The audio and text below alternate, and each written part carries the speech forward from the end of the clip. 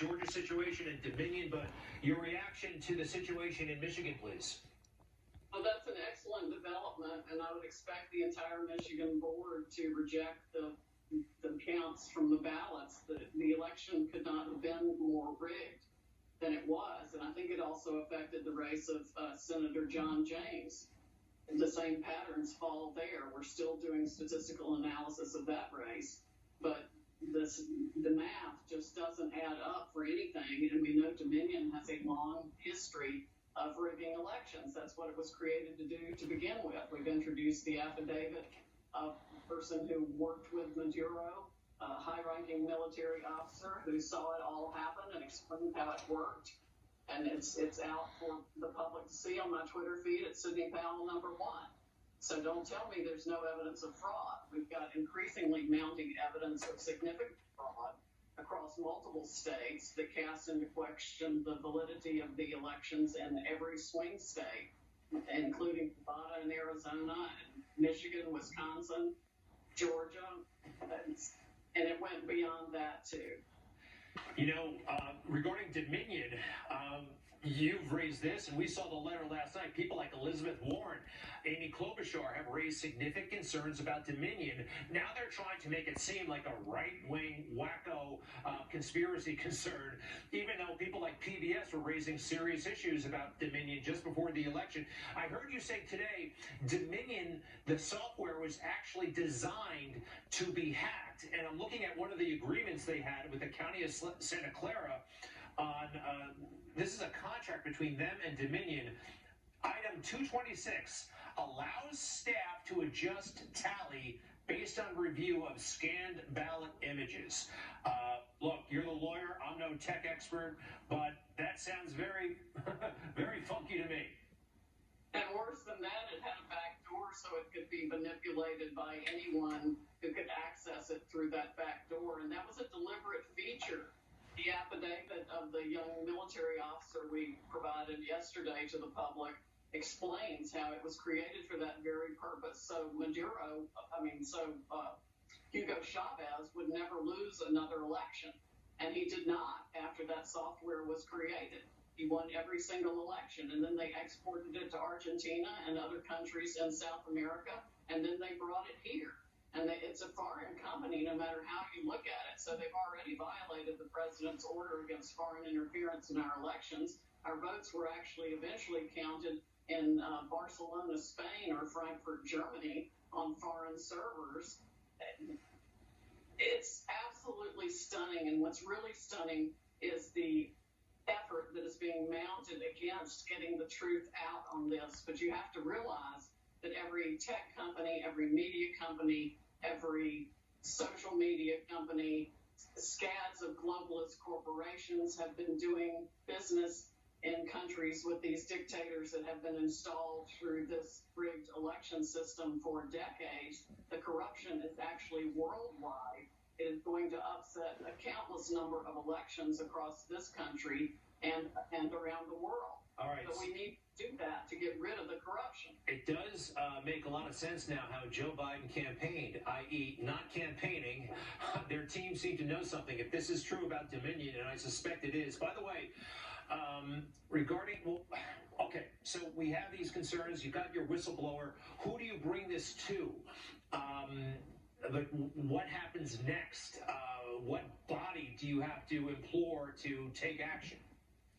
Well, we can add a fraud claim to any of the states in which litigation has already been filed as soon as we can get the rest of the material together that I'm still in the process of collecting, because, frankly, witnesses are coming forth every day that are fed up with the corruption in Dominion and in the states and the counties and the country.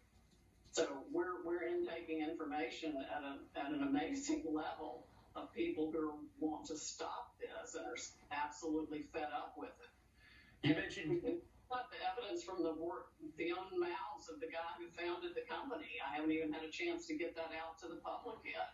But they admit, the founder of the company admits he can change 1 million votes, no problem at all. The founder of Dominion admitted a long time ago, recently to you. Tell us more, please. Publicly. I will tweet out the video later and I'll tag you in it. Please do. At Greg Kelly USA, if you don't mind. That's pretty wild. Oh, by the way, what can you tell us about, you mentioned the whistleblower. There is a whistleblower. Remember, whistleblowers who are against President Trump are hailed as heroes and deified. What can you tell us about this individual? The one who gave us the affidavit? Yes. He was a high-ranking military officer. He was very close to Hugo Chavez. And he is just absolutely disgusted with what he's seen and was participating in when he was with Mr. Chavez. He saw how it all worked. He was at meetings where it was fully briefed. And he wants this country to not fall prey to the same corruption and tactics that were used in Venezuela. And I'm sorry, is he an American military officer or a Venezuelan military officer? He was a Venezuelan military officer. He lives in this country now. All right. And you mentioned the CIA today. I heard you during a radio appearance. You want the CIA director fired. It seemed a little bit off topic and off message, but what's the tie-in, if you don't mind?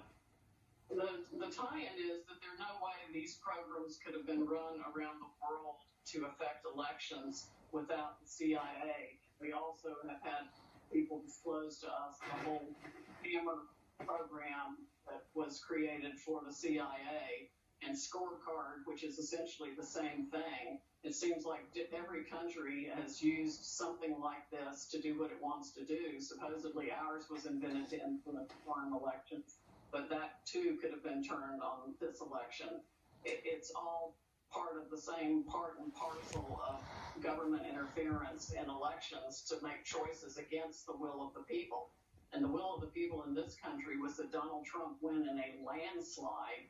If we can get to the bottom of it, and I am determined to do that, I think we'll find he had at least 80 million votes. The only reason the glitches happened in the system was because he had so far many more votes than they had calculated in advance. Their algorithms wouldn't perform the functions they'd originally performed or were set to perform. They couldn't make up the vote count. He had gotten so many hundreds of thousands more than they planned.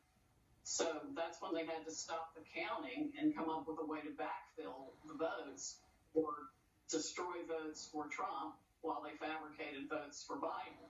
Sidney Powell, who is a former federal prosecutor, by the way, spent 10 years working for the federal government. Good luck. And by the way, very quickly, you have evidence. It's coming in fast. There is a reason for not making it public, correct? I mean, you're going to have a hostile media picking it apart, possibly trying to destroy your case before you can even make it. Is that part of your thinking? Very briefly, if you don't mind. Well, not really. It's a matter of collecting it in the right form and format to be admissible. And we have witnesses that are scared. We have witnesses that are afraid for their lives, afraid for their family. Back in Venezuela, there are all kinds of concerns. People have been threatened, and it's very serious. We're talking about trillions of dollars of worldwide wealth here that was all corrupt. And every force in the world except 80 million voters, we the people, and my little team seem to be against us. Well, millions are praying for you and with you. And find her on Twitter. Least we can do. Sidney Powell 1 at Sidney Powell 1, the numeral 1. We appreciate it so much. Good luck.